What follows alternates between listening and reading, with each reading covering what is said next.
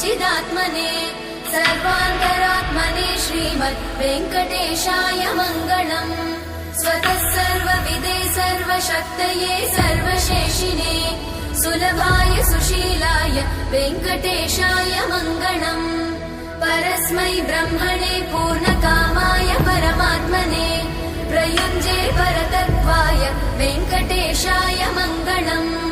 आकालतत्त्वमशान्तमात्मनामनुपश्यताम् अतृप्त्यमृतरूपाय वेङ्कटेशाय मङ्गलम्।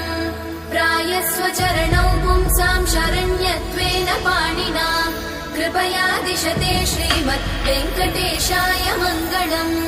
दयामृततरङ्गिण्यास्तरङ्गैरिव शीतलैः अपाङ्गैः सिञ्चते विश्वम् वेङ्कटेशाय मङ्गलम्। सद्भूषाम्